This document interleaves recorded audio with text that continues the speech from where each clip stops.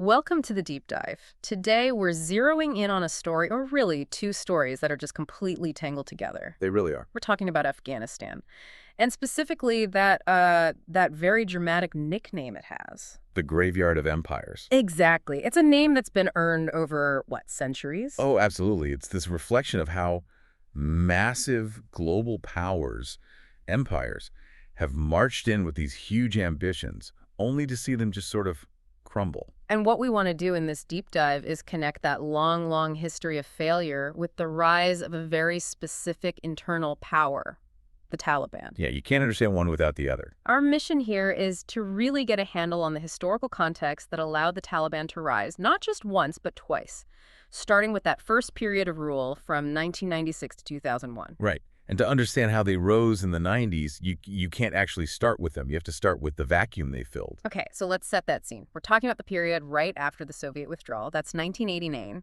And for a lot of people, I think the story just kind of ends there. The foreign army leaves, the home team wins, but that's not what happened. Not at all. I mean, the Soviet departure wasn't a victory parade. It was more like a catastrophic collapse of any central authority.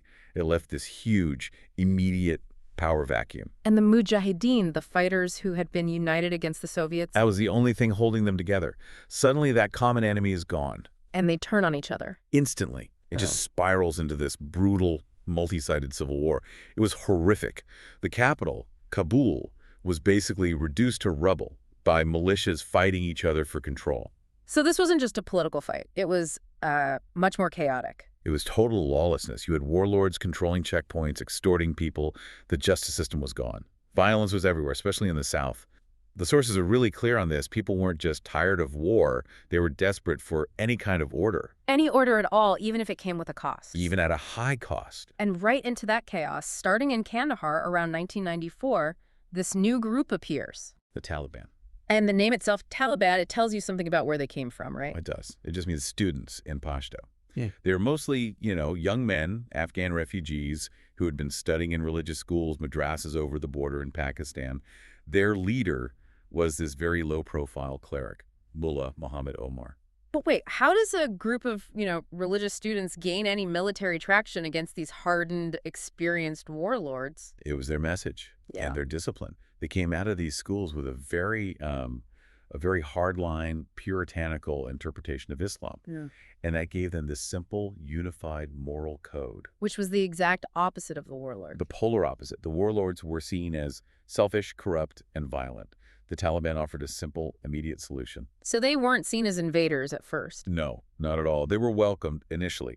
In Kandahar, they disarmed the local fighters, they made the roads safe for traders, and they brought this swift, predictable form of justice based on their reading of Sharia law. For a population that was completely exhausted, that must have seemed like a miracle. It was a massive improvement over random brutality. But then they take the capital, Kabul, in 1996.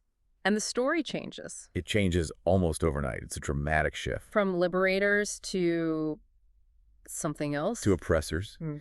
They immediately implemented this totalitarian social order. For men, it meant things like mandatory beards. Any kind of Western influence was stamped out. Music, television, even flying kites, all of it banned. And they used these very public, very brutal displays to enforce it. Oh, yeah. Public executions, amputations, stonings. They're often held in sports stadiums. It was a very clear message. This wasn't a suggestion. This was absolute law enforced by their religious police. And for women, the change was devastating. It was shocking, especially in a city like Kabul, where women had enjoyed, certain freedoms before the Civil War. Yeah. Suddenly, they're forced to wear the full-body burqa, They were basically erased from public life. almost completely. Forbidden from working, pretty much confined to their homes, and they could only go out if they had a male escort. The sources call it a radical departure from Afghan traditions. It just shattered entire systems, like healthcare and education, because all the female workers were gone. It's no surprise they ended up completely isolated on the world stage. Total pariahs. I mean, at their peak, they controlled something like 90% of the country, but only 3 governments ever recognized them. Pakistan, Saudi Arabia, and the UAE. That's it. And that isolation, that reliance on just a few allies, that's what ultimately brings them down. Because that's the connection that seals their fate, isn't it? Giving safe haven to al-Qaeda. And to Osama bin Laden. It was, an ideological decision. So when the U.S. demanded they hand him over after 9/11, the Taliban refused. And that refusal leads directly to the U.S. invasion in 2001. And their regime just collapses. In a matter of months, that first period of rule is over. Okay, so that brings us right back to the other half of our story today. This idea of Afghanistan as the graveyard of empires. Because when you look at that history, the Taliban's return in 2021, it starts to look less like a surprise and more like part of a pattern. That's the key insight. Yeah. The graveyard label isn't just a dramatic phrase. It's rooted in, geopolitical reality. You mean the terrain? The terrain is a huge part of it. It's rugged, mountainous, perfect for guerrilla defense. But it's also the people, fiercely independent, culturally diverse ethnic groups. And its location, this strategic crossroads that has just tempted outside powers for centuries. And the classic example of that temptation has to be the Great Game. Right. The 19th century rivalry between the British Empire trying to protect India and Tsarist Russia pushing south. Afghanistan was the buffer state caught in the middle. Britain fought 3 wars there to try and control it. And the first one, the first Anglo-Afghan War from 1839 to 42, is just the ultimate example of failure. So what happened? They marched in, installed a friendly ruler. They installed a puppet, Shah Shuja. But the occupation was met with immediate, overwhelming resistance. The British presence was just seen as culturally insensitive, overbearing. And it all ended with that disastrous retreat from Kabul. It's one of the most famous military catastrophes in history.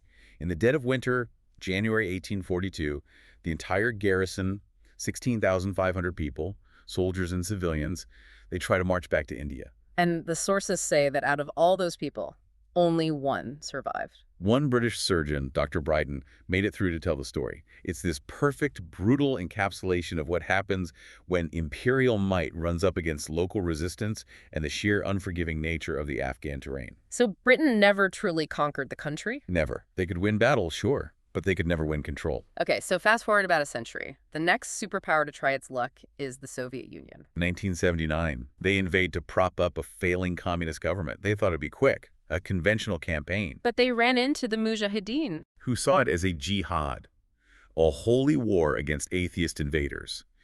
And if the British failed against terrain and tribal will, the Soviets failed against modern guerrilla warfare. supported from the outside. Massively supported. Yeah. The U.S., Pakistan, Saudi Arabia, they all poured in money and weapons. The most famous, of course, being the Stinger missiles that completely neutralized the Soviets' air power. So the war just dragged on. For a decade. A Yeah. brutal, debilitating conflict. It's hard to overstate the impact it had back in the USSR. It's often called their Vietnam. Absolutely. It cost them billions, drained their manpower, and destroyed morale back home. Many people argue it was a huge factor in the eventual collapse of the Soviet Union itself. So in 1989, they pull out, completely humiliated. The graveyard claims another one. It does. Which brings us to the third empire, the most recent one, the United States, after 2001. Right. And the mission starts out very clear. Dismantle al-Qaeda, remove the Taliban, but it very quickly evolved into, well, America's longest war. 2 decades. 2 decades. And what's so fascinating is that the U.S. and its NATO allies had this unbelievable technological superiority, but they struggled. Because it wasn't a conventional war anymore. It was an insurgency. A tenacious insurgency. Yeah. The Taliban regrouped across the border in Pakistan. They became masters of asymmetric warfare IEDs, hit-and-run attacks. Yeah. But it wasn't just about the fighting. Right. There was the nation-building part of it, which was a whole other A challenge. huge one.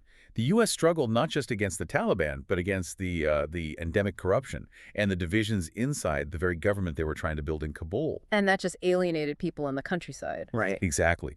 The Taliban understood the local culture, the local politics, in a way the foreign powers never could.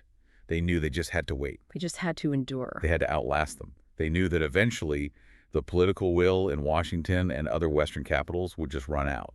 And it did. The 2021 withdrawal, the immediate collapse of the Afghan government, it's shocking to watch. And then the swift return of the Taliban, cementing that reputation once and for all. And that's where the two stories we've been telling, they just perfectly merge.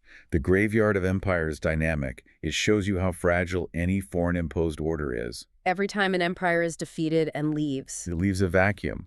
The British failure, the Soviet failure, the American failure, They all created a power vacuum. And the chaos from that post-Soviet vacuum is precisely what allowed the Taliban to emerge in the first place. Correct. Their promise of order, even a brutal order, was so appealing. That's the tragedy here. The desperate search for peace led people to accept the incredibly high cost of that rigid, oppressive rule. So for you, the listener, as we wrap this up, what's the takeaway? We've seen this cycle of invasion, failure, chaos, and then a return to a harsh form of order.